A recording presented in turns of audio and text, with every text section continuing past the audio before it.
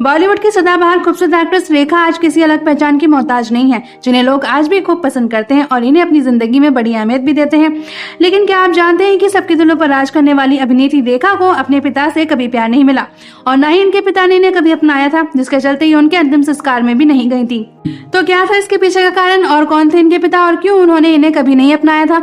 चलिए आपको हुस्न मलिका रेखा की निजी जिंदगी से जुड़ी अनसुनी कहानी बताते हैं, पर उससे पहले आप हमारी इस वीडियो को लाइक जरूर करें। बॉलीवुड की एवरग्रीन ब्यूटी रेखा की लाइफ हमेशा से विवादों में रही है। जितनी बदकिस्मत इनकी लव लाइफ रही, उतना ही बुरा उनका बचपन।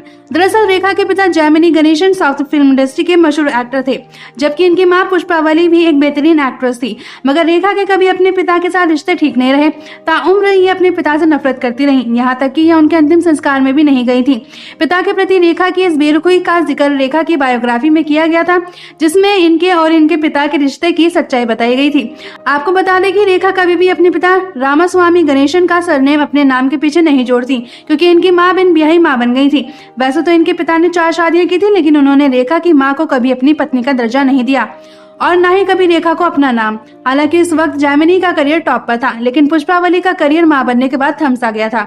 ऐसे में पारिवारिक स्थिति ठीक न होने के कारण रेखा ने कम उम्र में ही काम करना शुरू कर दिया था, जिसमें इनकी मां ने इनकी बहुत मदद की थी। लेकिन अगर इनके पिता चाहते तो इंडस्ट्री में रेखा को आसानी से काम दिलवा सकते थे, मगर उन्होंने कभी बेटी की मदद नहीं की। शायद इसी वजह से रेखा अपने पिता से नफरत करने लगी थी। हालांकि रेखा के दिल के एक कोने में पिता के लिए एक सॉफ्ट कॉर्नर भी था, जिसे एक दिन ना चाहते हुए भी रेखा नहीं छिपा पाई।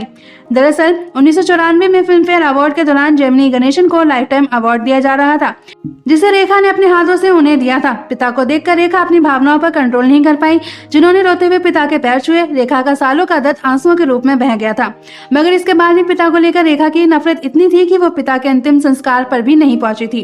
वेल दोस्तों, क्या रेखा को भी अपने पिता की तरह इतनी मतलबी होना चाहिए था? आप इसके बारे में क्या सोचते हैं? कमेंट करके जरूर बताएं। साथ ही इसी तमाम वीडियोस पाने के लिए चैनल को सब्सक्राइब करना ना भूलें।